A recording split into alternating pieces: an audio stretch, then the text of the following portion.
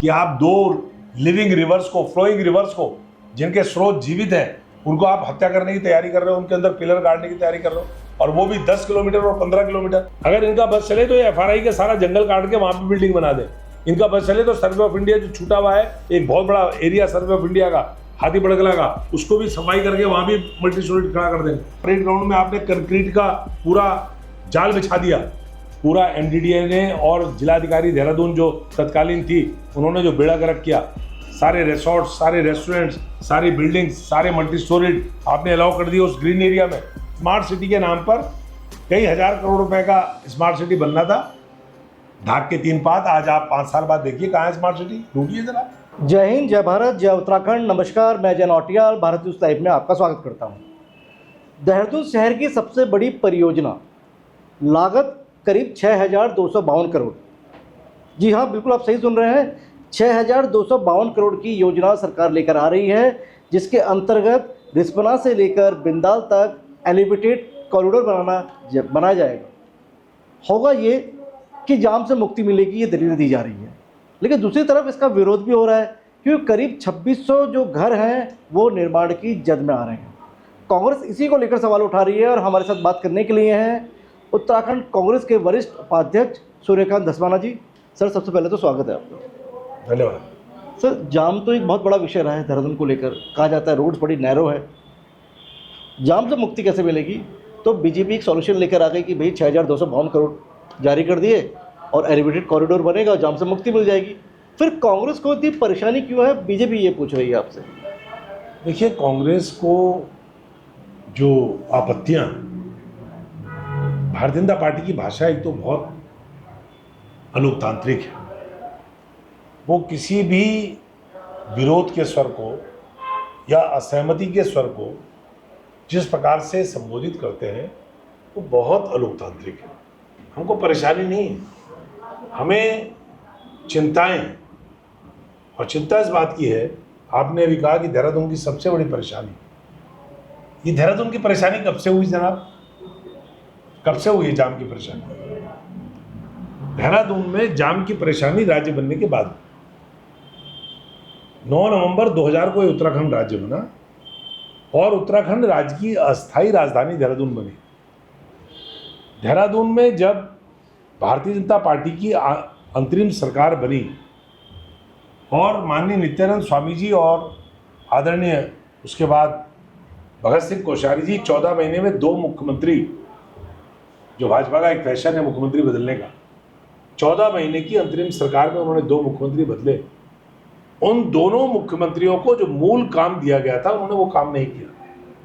उनको काम दिया गया था राजधानी का निर्माण, प्रदेश की आर्थिक स्थिति। राजधानी का निर्माण क्या, राजधानी देहरादून या गैरसैंण, किसका निर्माण? राजधानी का वो तय करना सरकार का काम है।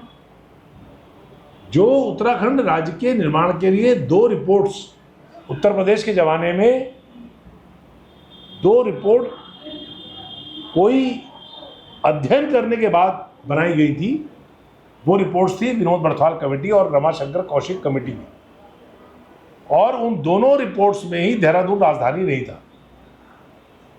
आप कह रहे विनोद बड़थवाल कमेटी में देहरादून कहीं भी प्लानिंग का हिस्सा था ही नहीं, ऐसा राजधानी के रूप में नहीं था। विनोद बड़थवाल कमेटी में एक पट्टी क्षेत्र था जो IDPL से शुरू होकर के कोटद्वार होता हुआ और कालागढ़ तक जाता था, जिसमें राजधानी प्रस्तावित थी। और रमाशंकर कौशिक कमेटी में तो गैरसैंण को बाकायदा राजधानी प्रस्तावित किया गया। उत्तराखंड के निर्माण के समय उत्तर प्रदेश में भाजपा की सरकार थी और दिल्ली में भी भाजपा की सरकार थी। जो रीऑर्गेनाइजेशन का बिल आया, उस रीऑर्गेनाइजेशन के बिल में उत्तराखंड की राजधानी के बारे में स्पष्टता नहीं थी। बजट अलॉटमेंट था कि राज्य में नई राजधानी बनावे, लेकिन कहाँ राजधानी हो इसके बारे में कोई जिक्र नहीं था। तो अस्थायी राजधानी, टेम्परेरी कैपिटल देहरादून को बनाया गया, और ये काम राज्य की अंतरिम सरकार बनी क्यों थी? सर, अस्थायी तो आज भी अस्थायी ही है देहरादून जो राजधानी है। 25 साल हो गए साहब, 25 साल। अगर जीवन में मनुष्य का जीवन 60 से 70 साल की उम्र का हो तो आधी उम्र निकल गई, 25 साल राज्य बने हुए हो गए। उस पर हम किसी दिन और बहस कर लेंगे, लेकिन मैं आपको जो बात बता रहा हूँ, ये राजधानी नहीं थी, टेम्परेरी कैपिटल था। इन अंतरिम सरकार को ये जिम्मेदारी दी गई थी कि आप राजधानी बनावें। अंतरिम सरकार के दोनों मुख्यमंत्री ब्लैक कैट कमांडो लेकर के नामकरण, मुंडन संस्कार, उठाला, चौथा, 13वीं और बरसी करते रहे। लेकिन 14 महीने में राज्य की राजधानी के बारे में कोई निर्णय नहीं बना कर पाए। और नित्यानंद स्वामी जी ने तो एक आयोग बना दिया, और वो आयोग राजधानी के बारे में कई वर्षों तक काम करता रहा। उसके बाद उसने कई प्रस्ताव किए, वो भी एक कहानी है। लेकिन जो मैं मूलतः आपको बात बताना चाह रहा हूँ कि it was not a permanent capital, ये टेम्परेरी राजधानी थी। राजधानी बनाने का काम अंतरिम सरकार का था, जो उसने नहीं किया। उसके बाद वो मामला आज तक लटका हुआ है। त्रिवेंद्र सिंह रावत जी ने हिम्मत करके कहा था कि गैरसैंण समर कैपिटल होगा, और उनका मतलब ये था कि देहरादून परमानेंट कैपिटल होगा। अब जब आपने देहरादून परमानेंट कैपिटल भाजपा की एक सरकार ने मान लिया, बाय द वे मान लिया आप, तो आप देहरादून को कैपिटल के रूप में विकसित करिए। और देहरादून को कैपिटल के रूप में विकसित करने का मतलब देहरादून शहर थोड़ी है, देहरादून जिला है। आप उसका विस्तार करिए, नया देहरादून बनाइए। आप पछवादून की तरफ जाइए, आप परवादून की तरफ जाइए। 6252 करोड़ का जो बजट इन्होंने एलिवेटेड रोड इतने में तो एक नया शहर बन जाए जनाब। ये तो केवल एक घोटाले का, जैसे स्मार्ट सिटी के नाम पर कई हजार करोड़ रुपए का स्मार्ट सिटी बनना था, ढाक के 3 पात। आज आप 5 साल बाद देखिए कहाँ है स्मार्ट सिटी, ढूंढिए जरा, कैमरा लेके जाइए। स्मार्ट सिटी का अंडरग्राउंड इलेक्ट्रिफिकेशन देखिए, स्मार्ट सिटी का ड्रेनेज सिस्टम देखिए, स्मार्ट सिटी का ट्रैफिक देखिए। क्या होता है स्मार्ट सिटी? स्मार्ट सिटी अलग है और ये एलिवेटेड रोड का प्रोजेक्ट अलग है। कहां गई स्मार्ट सिटी? ये लीपापोती क्यों कर रहे हो? उसका जवाब क्यों नहीं दे रही बीजेपी? एलिवेटेड रोड का जो मैं आज आपत्ति, उसमें हम ये सारे विषयों पर कभी और चर्चा कर लेंगे। एलिवेटेड रोड पर पॉइंटेड हम आते हैं। आपने कहा कि आपको क्या परेशानी है? हमको परेशानी नहीं है, हमें आपत्ति है और चिंता है कि देहरादून का एक अपना मौसम है, देहरादून की एक अपनी नैसर्गिक सुंदरता है, देहरादून का एक वाटर सिस्टम है, natural water system. Natural water system ये होता है कि हमारा जो कैचमेंट एरिया है, उसका जो पानी है वो कहाँ जाएगा? देहरादून की जो मसूरी की कंडियाँ हैं, जो इन दोनों नदियों का, बिंदाल का और रिस्पना का सोर्स है, जो आज भी जीवित हैं दोनों, वो दोनों आप उनकी कत्ल करने की तैयारी कर रहे हैं। आप कह रहे हैं कि एनवायरनमेंट के लिए भी खतरा है। दोनों जीवित नदियों को हत्या करने की तैयारी ये सरकार कर रही है। आप उनके अंदर एलिवेटेड रोड बनाओगे तो कहाँ पिलर बनाओगे? एलिवेटेड रोड हवा में तो झूलेगी नहीं, हवा में झूलेगी। क्लियरेंस तो झूला लगाएंगे आकाश में। क्लियरेंस तो लिया हुआ है, एनजीटीज हो या जो भी बॉडीज हो। अरे भाई वही तो हमारा सवाल वही तो है, कौन सा क्लियरेंस है आपके पास? कौन सा आपकी वैज्ञानिक शोध है कि आप 2 लिविंग रिवर्स को, फ्लोइंग रिवर्स को, जिनके स्रोत जीवित हैं, उनको आप हत्या करने की तैयारी कर रहे हो, उनके अंदर पिलर गाड़ने की तैयारी कर रहे हो, और वो भी 10 किलोमीटर और 15 किलोमीटर। पूरे शहर का जो आप समझिए, जो देहरादून में पैदा हुए लोग हैं, देहरादून के पुराने रहने वाले लोग हैं। मैं देहरादून में पैदा हुआ हूँ, देहरादून में पला हूँ, बड़ा हूँ, देहरादून की ज्योग्राफी, देहरादून का क्लाइमेट, देहरादून का मौसम सब जानता हूँ। मैं आपसे कह रहा हूँ कि देहरादून में एक ज़माने में पूरब दिशा में रिस्पना नदी और ईस्ट कैनाल होती थी, पश्चिम दिशा में बिंदाल और वेस्ट कैनाल होती थी। सारा देहरादून का जो बारिश का पानी है वो इन चारों में समा जाता था, और देहरादून में कभी भी वाटर लॉगिंग और जल भराव नहीं होता था। ये दोनों नदियां बहती हुई नदियां हैं, बरसात में तो इनमें पानी बहता ही बहता है। इन दोनों नदियों में बरसात के अलावा ये जीवित नदी है। शिखर फॉल, आज भी आप कैमरा लेके मेरे साथ चलिए, आपको मैं दिखाता हूं कि रिस्पना का जो स्रोत है वो जीवित है। बिंदाल का बावड़ी से जो पानी आता है और तमाम मसूरी की कंडियों से पानी आता है, कम आता हो बेशक, लेकिन पानी आज भी आता है। दोनों के स्रोत हैं। उन दोनों नदियों में आप 15 किलोमीटर और 10 किलोमीटर पिलर डाल करके एलिवेटेड रोड खड़ी करोगे तो नदी कहाँ जाएगी? और बेशक बरसात के अलावा पानी उसमें कम आता हो, बरसात का जो 3 महीने 4 महीने का पानी आता है वो कहाँ जाएगा? जैसे जाम को लेकर सवाल तो कांग्रेस भी उठाते रहे। जाम छोड़िए, पहले जो मेरी मूल बात है उस पर आइए।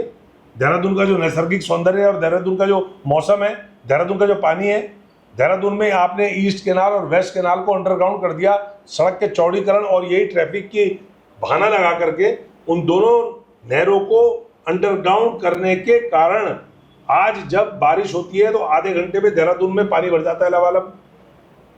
खजानदास घूम रहे हैं प्रिंस चौक में, साहब पानी जल भराव का इंतजाम करिए। खजानदास जी तो देहरादून में पैदा ही नहीं हुए, वो तो रहने वाले अपने जौनपुर के हैं। अब यहाँ आकर के राजनीति कर रहे हैं, एमएलए हो गए हैं, उनको पता ही नहीं है कि देहरादून का जो पानी, जो जल भराव जिसकी वो बात कर रहे हैं, वो पानी तो ईस्ट कैनाल और वेस्ट कैनाल में चला जाता था और कभी भरता ही नहीं था पानी। चुक्खू मोहल्ला, खुड़बुड़ा मोहल्ला, करणपुर मोहल्ला, ओल्ड लालनवाला, गुरुद्वारा रोड, ये देहरादून के वो मोहल्ले हैं जहां आज आप जाएंगे, आज भी आपको 3-3 फुट और 4-4 फुट की गलियां मिलेंगी, छोटी छोटी नालियां मिलेंगी और कभी यहाँ पर पानी नहीं भरता था। ऐसा यहाँ पर अपना पूरा जहाँ drainage system, natural drainage system था, 1 घंटे की बारिश में देहरादून पूरा साफ हो जाता था, पानी बरसा और सारी गंदगी साफ, क्योंकि वो सारी गंदगी नालियों में बह करके नहर में और नहर से फिर वो नदियों में, रिस्पना में और बिंदाल में। अब आपने नहरें दोनों अंडरग्राउंड कर दी। पानी आज इसी रोड में आधे घंटे की बारिश होती है, जो इसी रोड में कभी पानी की एक बूंद नहीं रुकती थी, वहाँ पर पानी सड़क में बहता है। सुभाष रोड में पानी जहाँ गूल थी वो गूल समाप्त हो गई, वहाँ पानी सड़क में बहता है। समाधान क्या है इसका? समाधान देहरादून का विस्तार करिए, नया देहरादून बढ़ाइए। एनडी तिवारी ने योजना बनाई थी न्यू देहरादून की, नित्यानंद स्वामी विपक्ष में आ गए थे जब तिवारी जी मुख्यमंत्री हुए थे, वो धरने पे बैठ गए कि साहब यहाँ पर खेती की जमीन है, बासमती होती है।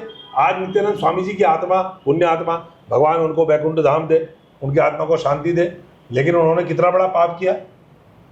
आज वो सारे वहाँ पे multi storeyed buildings, high rise, उस हरिद्वार बाईपास में, जिस हरिद्वार बाईपास के आशा रोड़ी तक जो नया देहरादून बसना था, जहाँ सारी सरकारी बिल्डिंग, सारे तमाम सचिवालय सब जाना था और ट्रैफिक जो आज शहर के अंदर जाम होता है उससे निजात हमें मिल जाती, वो आज वहाँ पर आप देखिए कितना कमर्शलाइजेशन हो गया, कितने बड़े बड़े कॉम्प्लेक्स आ गए, कमर्शियल कॉम्प्लेक्स, रेजिडेंशियल कॉम्प्लेक्स, और जो स्वामी जी ने किया उसका भुगत रहा है देहरादून आज। अब राजनीतिक स्तर भी, क्योंकि कांग्रेस एक राजनीतिक पार्टी है, तो राजनीतिक स्तर में किस तरह से लड़ाई लड़ रहे हैं और क्या आप लोग कोर्ट का मूव करने का भी प्लान कर रहे हैं? कोर्ट भी क्यों मूव करेंगे, हम तो इसके लिए आंदोलन करेंगे, इसके लिए आंदोलन करेंगे कि आप दो जीवित नदियों, पर्यावरण को नुकसान आप बता रहे हैं, तो एनजीटी के पास जाएंगे हम, निश्चित तौर पे नेशनल ग्रीन ट्रिब्यूनल के पास हम अप्रोच करेंगे और आवश्यकता पड़ी तो हाई कोर्ट और सुप्रीम कोर्ट भी जाएंगे, क्योंकि आप दोनों जीवित नदियों का कत्ल कर रहे हैं। ये मर्डर है, देहरादून की आने वाली पीढ़ियों के साथ ये बहुत बड़ा अन्याय है। आप लगाइए 10 किलोमीटर और 15 किलोमीटर यानी कि 25 किलोमीटर देहरादून के अंदर कंक्रीट का जो पूरा आप खड़ा करेंगे स्ट्रक्चर, उससे देहरादून का टेम्परेचर कहाँ जाएगा, जो आज पहले ही 43 डिग्री सेल्सियस क्रॉस कर गया है। और वो नदी का पानी, वो पूरा ग्राउंड वाटर लेवल जो भूजल है कहाँ चला जाएगा, वो उसका स्तर कहाँ जाएगा। पूरा देहरादून में पहले ही पीने के पानी की स्कैर्सिटी हो रखी है, सारे ट्यूबवेल सूख रहे हैं। यहाँ पर पीने के पानी की स्थिति ये है कि अभी गर्मियों में तो दिक्कत हो ही गई, यहाँ पर सर्दियों में भी दिक्कत रहती है, बरसात में भी दिक्कत रहती है पीने के पानी की, क्योंकि एक बाल्टी पानी है, जो एक बाल्टी पानी आप पहले 2 लोगों में बांटते थे, आज वो 8 लोगों में बांट रहे हैं। आबादी का इतना दबाव बढ़ गया, बाल्टी एक ही है, स्रोत एक ही है, अवेलेबिलिटी हमारे पास उतनी है। मैसी फॉल और बीजापुर, इसके पार पानी का स्रोत बोलते बोलते हम थक गए थे। उत्तर प्रदेश के ज़माने से हम सौंग नदी का से पानी टो करके लाने की बात करते थे, कहाँ है वो सौंग नदी का वाटर रिजर्व, कहाँ है? पीने के पानी के स्रोत क्या है आपके पास? और आप जो वाटर रिचार्जिंग के जो सोर्सेज हैं, बेड़ा गर्क कर दिया, स्मार्ट सिटी बनाकर परेड ग्राउंड में आपने कंक्रीट का पूरा जाल बिछा दिया। उस परेड ग्राउंड में सारा पानी आता था जब बरसात का, तो रिचार्ज होता था, वो दोनों ट्यूबवेल उससे अपने आप भर जाते थे और पूरे क्षेत्र को, आसपास के इलाके को पीने का पानी मिलता था। वाटर रिचार्जिंग का आपने एक डीएमआई उन्होंने डाक पट्टी से लेकर के और डायवर्जन तक पूरा दोनों तरफ टाइलिंग कर दी, जो कच्चा था वहाँ पर कैचमेंट एरिया का जो पानी आता था रिचार्ज होता था। भाई जब पानी जमीन में जाएगा ही नहीं, वो बह जाएगा, रिचार्ज होगा ही नहीं जमीन, तो ये कॉमन सेंस की बात है। सामान्य ज्ञान की सर बात। यही एक सवाल है ना कि विकास और विनाश के बीच में एक बहुत बारीक सी लकीर है, तो विकास कितनी इसके शर्तों लिए विनाशकारी विकास की क्या आवश्यकता है? विनाशकारी विकास की आपको आवश्यकता है? आज आप राजपुर में जहां एक पंखा नहीं चलता था, आज आपको राजपुर में भी एयर कंडीशनर लगाने पड़ रहे हैं, क्योंकि आपने डाइवर्जन से लेकर के और डाकपट्टी तक पूरा एमडीडीए ने और जिलाधिकारी देहरादून जो तत्कालीन थी, उन्होंने जो बेड़ा गर्क किया, सारे रिसोर्ट्स, सारे रेस्टोरेंट्स, सारी बिल्डिंग्स, सारे मल्टी स्टोरीड आपने अलाउ कर दिए उस ग्रीन एरिया में। कौन जिम्मेदार है इसके लिए? आप इसे विकास कहेंगे? विनाश है। देखो ये देहरादून में जो ग्रीन पैच थे आपने समाप्त कर दिए। देहरादून के जो लंग्स थे, फेफड़े थे, जब आप शरीर में फेफड़े ही नहीं रखेंगे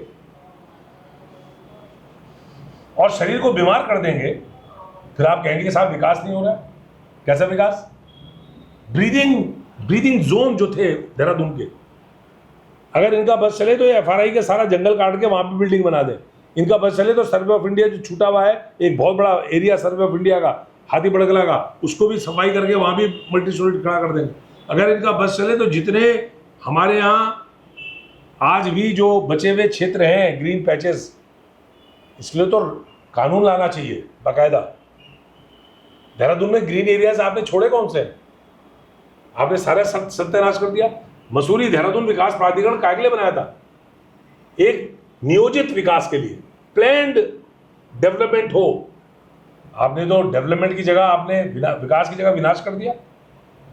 वो तो केवल एक पैसा कमाने की एजेंसी हो गई। आज एलिवेटेड रोड के बारे में देहरादून की जनता को समझना पड़ेगा, सोचना पड़ेगा कि आप अपने पहले 2 नहरों का बलिदान दे चुके हैं इसी ट्रैफिक और इसी जाम के नाम पर। देहरादून की 2 खूबसूरत नहरें जो खुली बहती थी, ईस्ट कैनाल और वेस्ट कैनाल, उनको अंडरग्राउंड कर दिया गया। अब 2 नदियां, अब आप कई लोग कहेंगे साहब उसमें तो एनक्रोचमेंट हो रखा है, एनक्रोचमेंट हटाइए, आप रिहेबिलिटेशन का प्लान बनाइए, जो वहाँ पे लोग रह रहे हैं उनके रिहेबिलिटेशन का प्लान बनाइए और उनको वहाँ से हटाइए, नदियाँ खाली कराइए। लेकिन पहले रिहेबिलिटेशन का प्लान तो बनाओ। देहरादून की 40% आबादी रिस्पना, बिंदाल, नदी नालों खालों में रहती है, आप उनको ऐसे ही थोड़ी बिना बेगड़ कर देंगे। ये कुछ बड़े सवाल हैं और ये विपक्ष सवाल उठा भी रहा है, क्योंकि एक सवाल तो है जाम को लेकर, क्योंकि पिछले कुछ सालों में उत्तराखंड की राजधानी देहरादून में जनसंख्या का दबाव तेज गति से बढ़ा है। जाम से निजात एक बड़ी समस्या है कि जाम से हालांकि मुक्ति मिलेगी कैसे, जाम से मुक्ति मिलेगी कैसे? तो बीजेपी एक बहुत बड़ी परियोजना लेकर आती है 6252 करोड़ की, लेकिन कांग्रेस सवाल यही उठा रही है कि भाई जो घर उजाड़े जाएंगे उन घरों को बसाया कहाँ जाएगा? क्या इससे बेहतर ये नहीं होता कि 6252 करोड़ में एक न्यू देहरादून की परिकल्पना रखी जाती, ताकि जो दून की पहचान है, जो दून की पहचान रही है, वो जिंदा रहती, और जो नदियों की जो बात कर रहे हैं जो जीवित है, उनकी हत्या ना हो। मैं भारत न्यूज़ लाइव के लिए कैमरा पर्सन शिववर्धन सिंह के साथ अजय नौटियाल। भारत न्यूज़ लाइव से जुड़ने के लिए इसे लाइक, सब्सक्राइब और बेल आइकन दबाएं।